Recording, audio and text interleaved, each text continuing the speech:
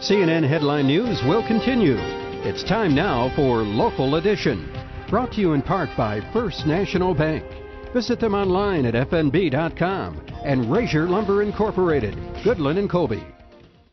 Welcome to S&T Local Edition. I'm Heather McDonald. It's hard to believe, but the flu season is quickly approaching. In preparation for upcoming sniffles and sneezes, county health departments will be holding flu clinics over the next several weeks. Sherman County held a mass flu clinic on Tuesday to not only distribute flu shots, but also educate the public on the process of mass immunization.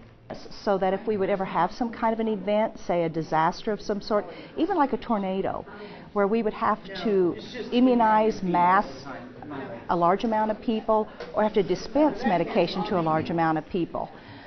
This then exposes the public to the process that they would go to, that we would do. So instead of medication, what we're doing is flu shots. Mass distribution clinics are required to be held in all counties annually and are funded through grants from State Emergency Preparedness, the Center for Disease Control, and Homeland Security. The entire process from start to finish took an average of about 15 minutes.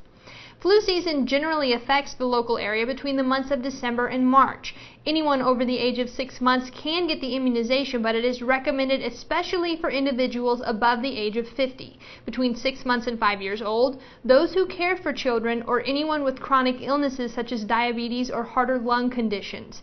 Because it takes 2 weeks for it to become effective, late October on into November is the ideal time to get the vaccine. When we're in crowds like at ball games, you can come into it very easily.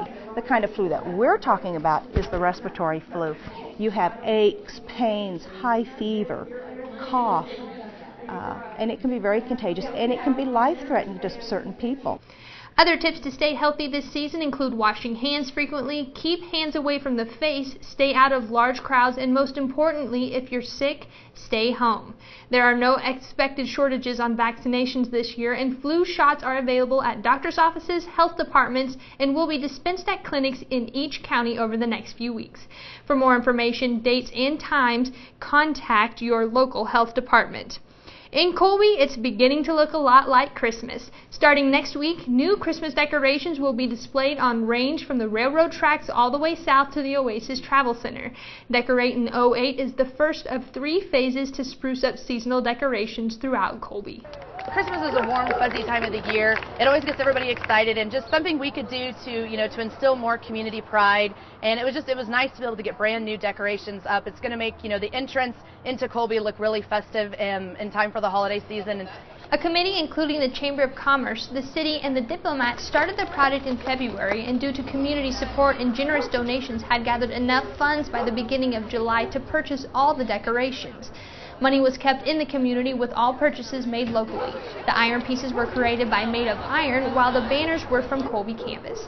And while Decorate in 08 is just newly finished and already a success, the next phase, Shine in 09, which will decorate Franklin and 4th Streets, is already underway.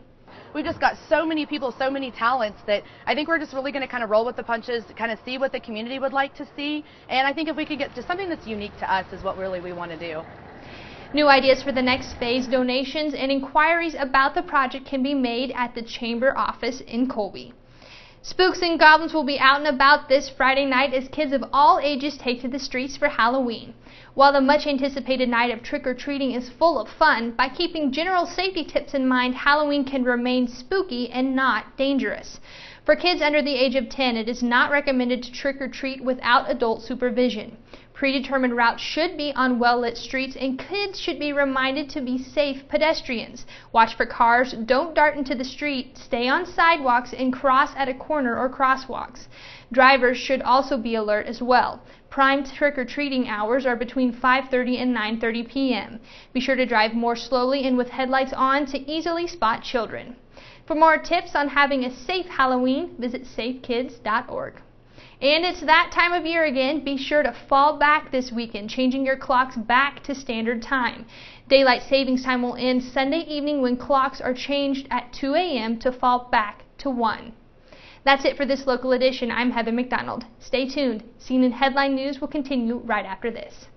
Local Edition has been brought to you by First National Bank and Razier Lumber Incorporated. The convenience of ATMs have revolutionized how we handle money.